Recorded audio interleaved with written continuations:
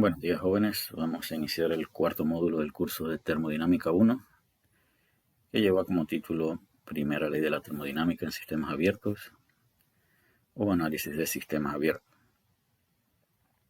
Ya en los dos módulos anteriores hemos aplicado el principio de conservación de energía a sistemas cerrados, así que en este módulo vamos a extender ese principio fundamental a los sistemas abiertos. Así que los objetivos de este módulo son introducir el análisis de sistemas abiertos, desarrollar el principio de conservación de masa para este tipo de sistemas. El principio de conservación de masa está implícito en los sistemas cerrados, en los sistemas de masa fija. Vamos a definir los procesos de flujo estable, estudiar las formas de energía que transporta un flujo de fluidos. Es decir, aquí, de acuerdo a este objetivo, vamos a determinar cuánta energía total acarrea una corriente de flujo que entra a un sistema o que sale del sistema. Ese estudio de las formas de energía que transporta una corriente de flujo nos va a permitir definir el trabajo de flujo y a definir una nueva utilidad para una propiedad que ya habíamos definido en módulos anteriores, que es la entalpía. Una vez definido cuánta energía puede acarrear una corriente de flujo, vamos a desarrollar el principio de conservación de energía en sistemas abiertos. Vamos a buscar una forma general de este principio de conservación de energía que luego simplificaremos para el estudio de diferentes dispositivos con la similitud en el análisis de todos estos dispositivos de que solo consideraremos condiciones estacionarias de operación o condiciones de estado estable y flujo estable. Así que en este módulo vamos a limitar nuestro análisis de dispositivos a estas dos suposiciones.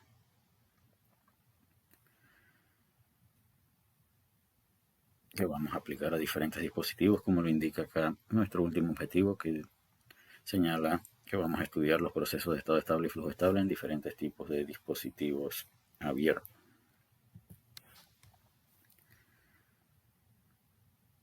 Este recuadro indica que los sistemas abiertos pueden experimentar interacciones de frontera en forma de trabajo, calor y masa. La pregunta es cómo cuantificamos la masa que entra o sale de un sistema. Eso está definido por lo que se conoce como el flujo de masa. Cuando hablamos de flujo de masa, definimos esta M punto y el punto arriba siempre tiene que ver con variación con respecto al tiempo, así que esto es un delta de masa con respecto al tiempo. La definición de flujo de masa, de acuerdo a esta ecuación, es la integral de área de la densidad por el producto punto de la velocidad por un vector unitario perpendicular al área. Es decir, según esta figura, el vector velocidad lleva esta dirección y acá obtenemos un vector normal unitario perpendicular a la superficie.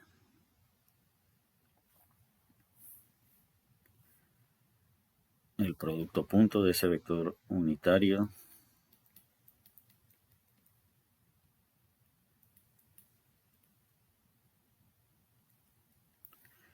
es v por el coseno del ángulo que forman esos dos vectores. ¿Qué relación tienen estos vectores y por qué solo nos interesa la parte normal? La respuesta a esa pregunta que debe estar planteada acá, porque se debe considerar el vector normal a la superficie de la frontera. Esta pregunta tiene dos respuestas. Una que tiene un sentido físico del fenómeno, consistente con las definiciones de interacción de frontera que hemos visto hasta ahora, y otra que tiene un significado geométrico. Entonces vamos a ver primero lo que dice la geometría. Acá decíamos que teníamos un vector velocidad. Si quisiéramos saber cuál es el volumen de este cilindro oblicuo, por llamarlo de una manera, necesitaríamos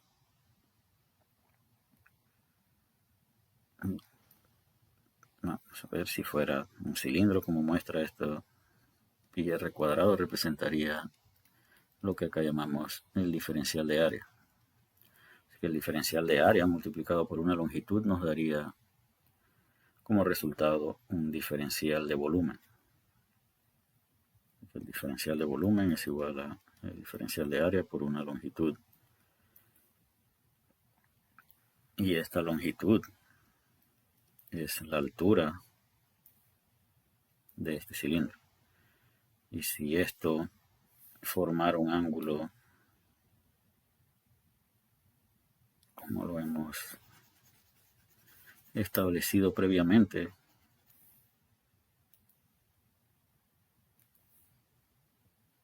de θ, esto diríamos que h es igual a esta longitud de aquí hasta acá, que sería v por dt, o la magnitud de v por dt, multiplicado por el coseno del ángulo θ. De tal manera que el diferencial de volumen sería igual a v por dt por el coseno del ángulo, por el diferencial de área. Cuánta masa hay acumulado en ese volumen, eso deberíamos multiplicarlo por la densidad. Así que el diferencial de masa sería igual a v por dt por el coseno del ángulo por el diferencial de área multiplicado por la densidad. Si quisiéramos saber cuánta es la masa total asociada con toda la superficie, tendríamos que integrar esto con respecto a todo el área. Así que la masa total que sale del sistema sería igual a la integral de ρ por v por dt por el coseno del ángulo por el diferencial de área a lo largo de toda la superficie de control. Y esta superficie de control se refiere a la superficie formada en la frontera del sistema que hayamos definido. Si lo queremos por unidad de tiempo,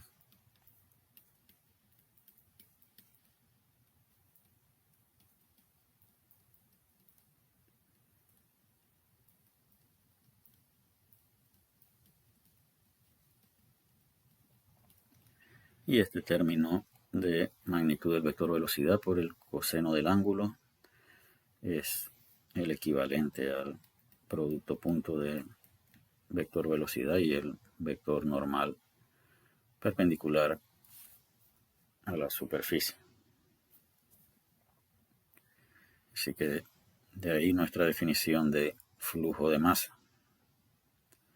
Pero decíamos que también podíamos darle una interpretación física a este flujo de masa.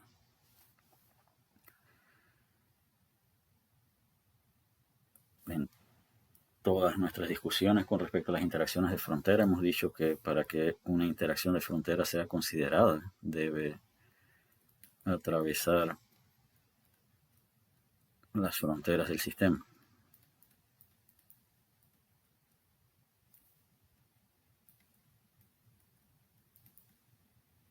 Y debe atravesarlas literalmente. Así que si esta superficie ocurre justo en la frontera, este vector velocidad que tenemos aquí lo podemos descomponer en una componente normal y una componente paralela a la superficie. Ahora, ¿qué ocurre con este vector velocidad paralelo a la superficie? Este vector velocidad paralelo a la superficie se queda en la superficie. ¿Cuál es el único componente que literalmente atraviesa la frontera de ese sistema? Sería la componente normal. Así que esa es otra manera de interpretar el requerimiento de utilizar solamente la velocidad normal.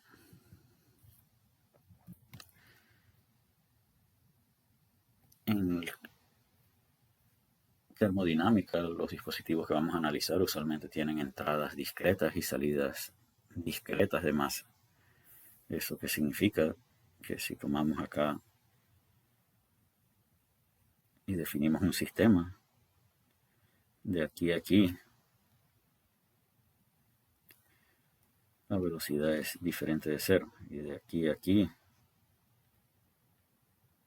la velocidad es diferente de cero. Sin embargo, acá la velocidad es cero, y acá en esta región la velocidad sería cero. Eso significa que la integral sobre toda esta superficie de control se reduce a una integral en una superficie 1, que sería esta región, y una integral en esta otra región, que sería la integral 2. Que para determinar el flujo de masa en una entrada o salida discreta debemos saber cómo varía la velocidad en esa región. Por ejemplo, si quisiéramos saber cuánto es el flujo de masa asociado con este perfil de velocidad, deberíamos poder sustituirlo en una ecuación de ese tipo e integrar. Sin embargo, es inusual que en el curso de termodinámica tengamos que recurrir a integrales para definir el flujo de masa. ¿Qué concepto vamos a utilizar para poder evaluar flujo de masa? Vamos a usar el concepto de velocidad promedio.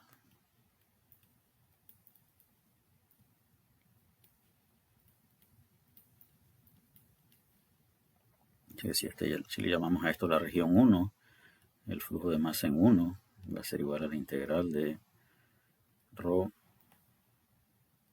Acá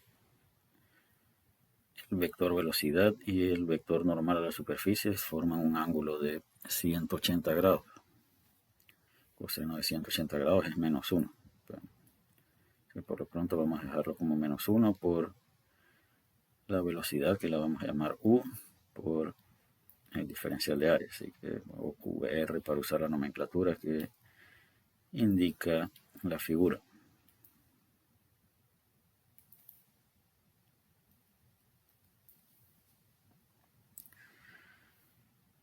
Ahora vamos a decidir qué ocurre con este signo de menos 1, que proviene del producto punto del vector normal con el vector velocidad.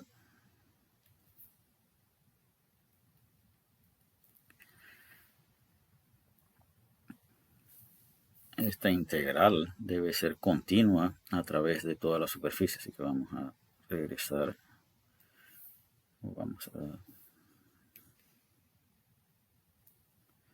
En este caso, el vector velocidad lleva esta dirección y el vector velocidad acá, y el vector normal, perdón, lleva esta dirección. Acá, este es el vector velocidad y este es el vector normal. Si veamos la diferencia o qué diferencia tienen las direcciones de estos vectores con respecto a el análisis o el sistema que hemos definido. En este punto tenemos que la velocidad va en esta dirección con respecto al sistema, es decir, tenemos una entrada de flujo y acá tenemos una salida.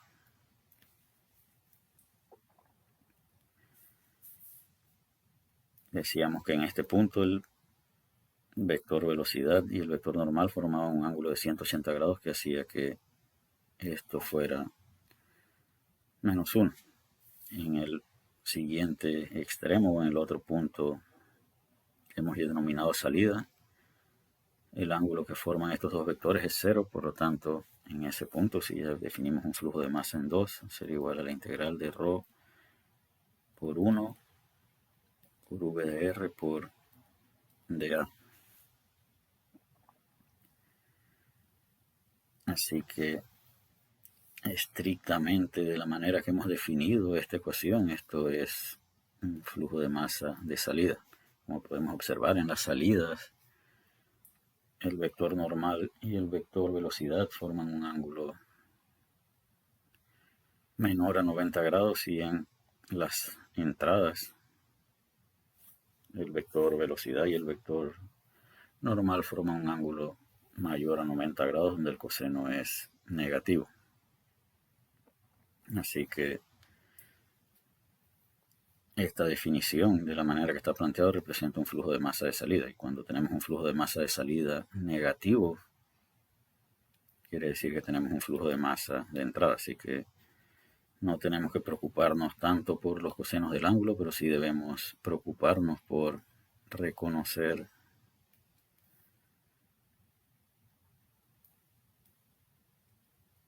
en qué dirección ocurren las interacciones. Si podemos distinguir en qué dirección ocurren las interacciones, no debemos preocuparnos por el signo positivo o negativo de el producto punto entre el vector velocidad y el vector normal a la superficie. Así que decíamos que flujo de masa en 1 era igual a la integral de ρ por v de r por dA, donde claramente en esta figura la velocidad disminuye a medida que r aumenta. Si definimos a esto como r, la velocidad cuando el radio es igual a r debe ser igual a 0 para satisfacer algo que en mecánica de fluidos se define como la condición de no deslizamiento. Pero bien, volviendo acá, también queremos definir ese mismo flujo de masa usando una sola velocidad o asociando toda la sección transversal con una velocidad que es la velocidad promedio. Así que el concepto de velocidad promedio constituye aquella velocidad que permite representar el flujo de masa basado en el perfil velocidades perfil real de velocidades en función de una sola velocidad. Así que podemos definir la velocidad promedio como 1 entre ρ por el área por la integral de ρ por v r dA. Y para poder determinar esa velocidad promedio necesitaríamos poder integrar o conocer el perfil de velocidades, cosa que usualmente no vamos a tener. Así que de aquí en adelante usualmente el problema dirá la velocidad a la entrada es tanto, y esa velocidad sin expresarlo explícitamente se referirá a la velocidad promedio. Así que el flujo de masa en función de la velocidad promedio es el producto de la densidad por la velocidad por el área de la sección transversal, donde el área es el área perpendicular al flujo. Otra medición del flujo es lo que se conoce como caudal o flujo volumétrico o gasto volumétrico, que acá definimos como V punto. El flujo de masa tiene unidades de masa por unidad de tiempo y el gasto volumétrico tiene unidades de volumen por unidad de tiempo.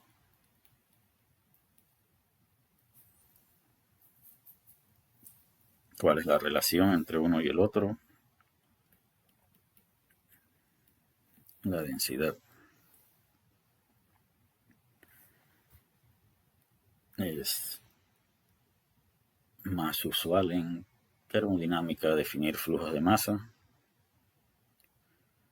En mecánica de fluidos, en algunos casos, se utiliza más el caudal para definir flujo. Acá el recuadro nos indica que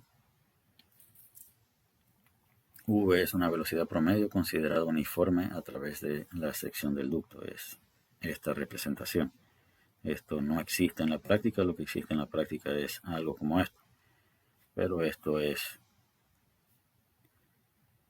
la representación en función de una sola velocidad que permite obtener el mismo flujo de masa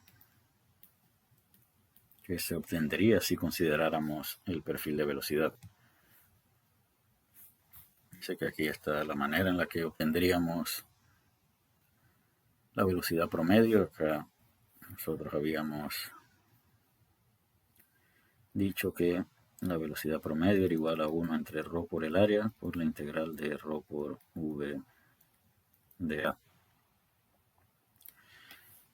Si podemos suponer que la densidad a lo largo de toda la sección es uniforme, es decir, a lo largo de toda esta sección podemos asociar esto con una sola densidad, y esto por lo pronto no tiene nada que ver con la suposición de incompresibles. Lo que estamos suponiendo es que la densidad a lo largo de toda esta región, y vamos a hacer la comparación acá. Vamos a tener 1 y 2. Acá hemos definido una coordenada R, vamos a definir una coordenada Z en esta dirección. En teoría deberíamos decir que la densidad es función de el radio y de Z. Lo que indica esta suposición de densidad uniforme en la sección transversal es que la densidad no depende del radio, pero puede depender de Z. Eso quiere decir que ρ1 y ρ2 pueden ser diferentes.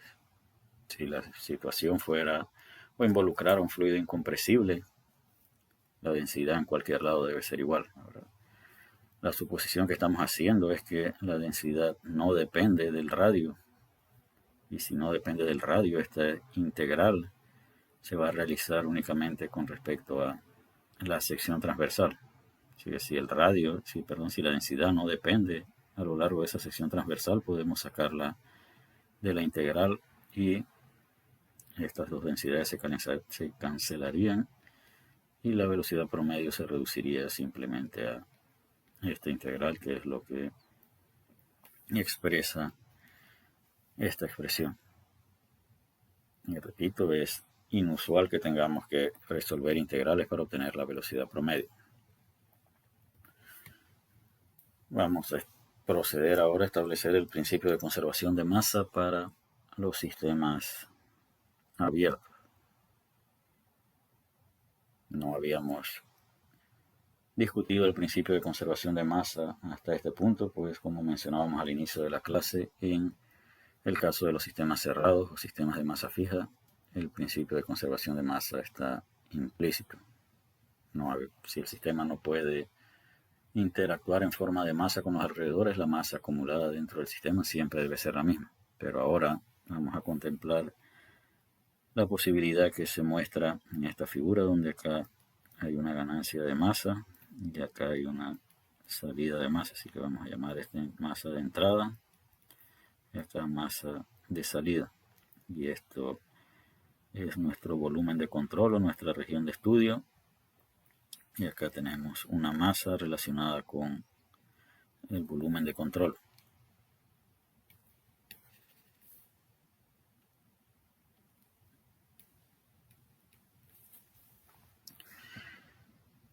El recuadro acá nos expresa el principio de conservación de masa en forma verbal. Dice: el cambio neto de la masa dentro del volumen de control en un intervalo de tiempo delta t es igual a la masa total entrando al volumen de control durante el intervalo de tiempo delta t menos la masa total saliendo del volumen de control durante el intervalo de tiempo delta t. Esto que significa que la masa del volumen de control en un instante t más delta t menos la masa dentro del volumen de control en un instante t es igual a la masa que entra durante el intervalo de tiempo menos la masa que sale durante ese intervalo de tiempo. ¿Qué ocurría en los casos de los sistemas cerrados? no había entradas, no habían salidas y la masa dentro del volumen de control debe ser entonces siempre la misma. Acá eso ya no es cierto. Ahora tenemos que determinar quién es más grande que quién. Si la masa que entra es más grande que la masa que sale, esto sería un número positivo y eso indicaría que el volumen de control está incrementando su masa o incrementó su masa en ese intervalo de tiempo. Si la masa de salida es mayor que la masa de entrada, eso quiere decir que el sistema está perdiendo masa o ha perdido masa en ese intervalo de tiempo.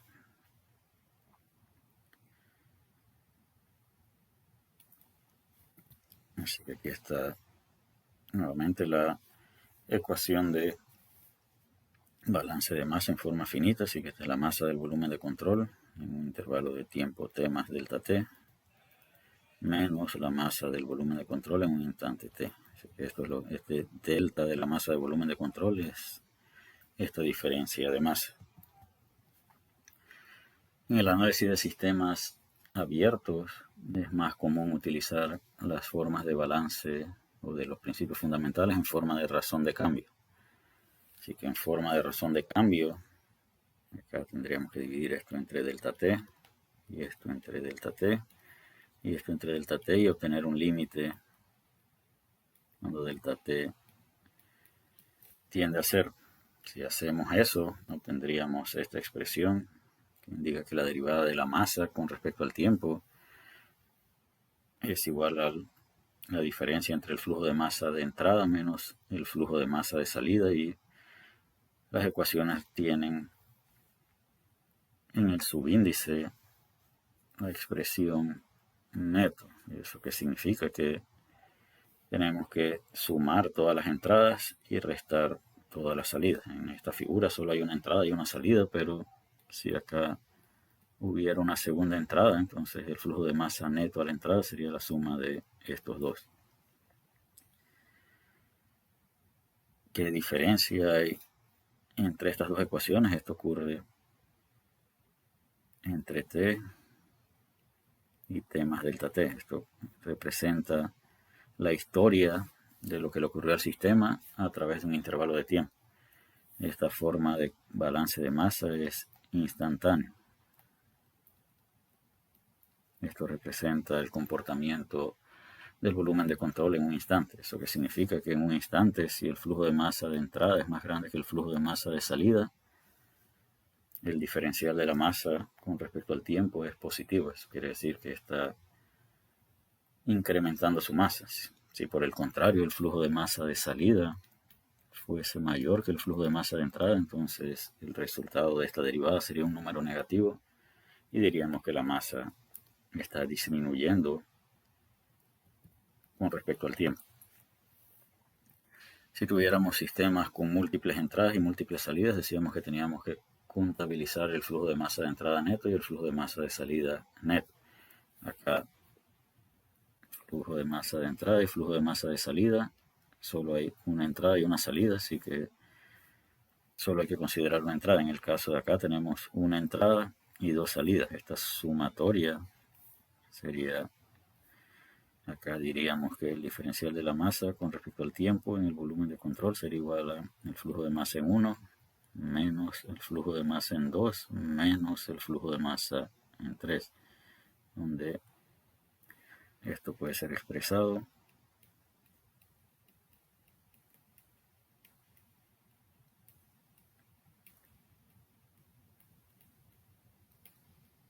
y lo que está dentro del paréntesis representa el flujo de masa neto de salida.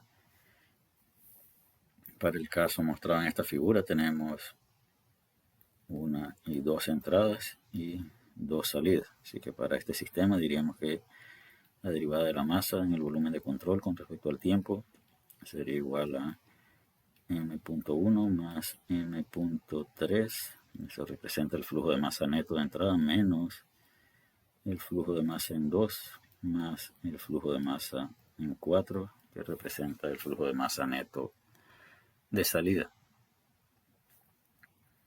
Si necesitáramos cuantificar la masa dentro del volumen de control, eso quiere decir la masa dentro de esta región, tendríamos que integrar la contribución. Podemos tomar acá un diferencial de volumen y el diferencial de masa sería igual a ρ por dV.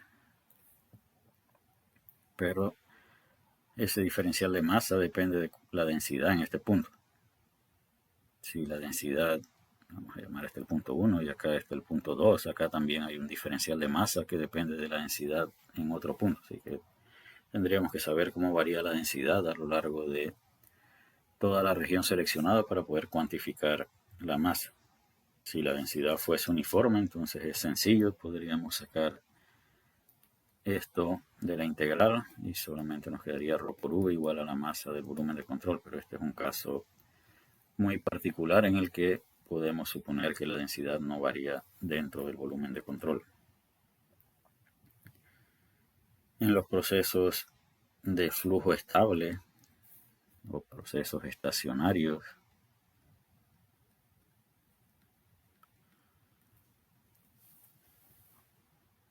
las propiedades no deben variar con respecto al tiempo dentro del volumen de control. ¿Eso qué significa?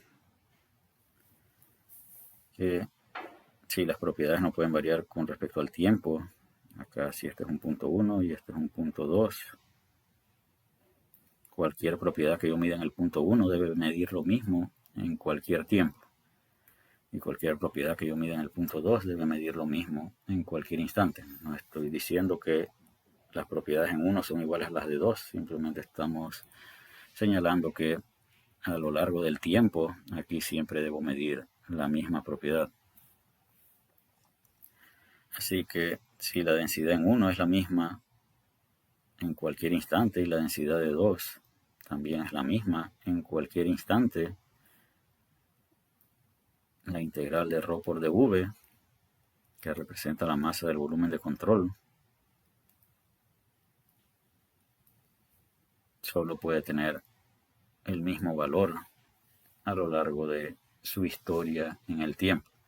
Eso significa que la masa dentro del volumen de control es constante. Así que en un proceso de flujo estable sabemos que la masa dentro de la región es constante. Entonces vamos a ver nuestra ecuación de balance de masa. Si la masa dentro del volumen de control es constante, la derivada de una constante es 0. Así que el lado izquierdo de esta ecuación debe ser 0. Y hay dos maneras en las que podemos lograr que la derivada de la masa dentro del volumen de control sea igual a 0, y uno es que el flujo de masa de entrada sea 0 y el flujo de masa de salida sea 0. Eso, si no hay interacciones de masa, la masa dentro de la región seleccionada debe ser constante. Eso es el caso de un sistema cerrado, pero ya no estamos analizando sistemas cerrados, así que la única otra manera de que la derivada de la masa sea igual a 0 es que el flujo de masa que entra sea igual al flujo de masa que sale. Así que en una condición de flujo estable o en un proceso estacionario, la sumatoria de todos los flujos de masa que entran tiene que ser igual a la sumatoria de todos los flujos de masa que salen. En el caso de este sistema, si el proceso fuera estacionario, diríamos que el flujo de masa en 1 tiene que ser igual a la sumatoria del flujo de masa en 2 y el flujo de masa en 3. Así que es importante que el estudiante recuerde que en un proceso de flujo estable, la masa dentro del volumen de control es constante y el flujo de masa que entra debe ser igual al total del flujo de masa que sale. Veamos cómo representaríamos esto usando la definición de flujo de masa. Diríamos que, y vamos a usar como ejemplo esta figura, diríamos que la densidad de 1 por la velocidad de 1 por el área de 1 tiene que ser igual a densidad de 2, velocidad de 2, área de 2, más densidad de 3, v de 3, área de 3. Esa sería la manera en que expresaríamos el balance de masa para este sistema en función de la densidad, la velocidad promedio y las áreas. Ahora, ¿qué ocurriría si el fluido fuese incompresible? Bajo la suposición de incompresible, diríamos que ρ1 es igual a ρ2 igual a ρ3. Así que en ese caso las densidades se cancelarían y obtendríamos entonces que V1 por el área 1 debería ser igual a la V2 por el área 2 más V3 por el área 3. Y velocidad por área define el flujo volumétrico. Así que diríamos que el caudal de 1 tiene que ser igual a la sumatoria del caudal de 2 y el caudal de 3. Así que esta ecuación es general para cualquier proceso de flujo estable. Esta ecuación que está acá representa las características de un proceso de flujo estable siempre y cuando el fluido sea incompresible. Así que debemos, como siempre hemos mencionado, reconocer las limitaciones de las ecuaciones que utilizamos. Y con esto vamos a concluir esta primera clase y en la siguiente clase vamos a definir el trabajo de flujo y la energía total que puede acarrear una corriente de flujo. Así que hasta la próxima, jóvenes.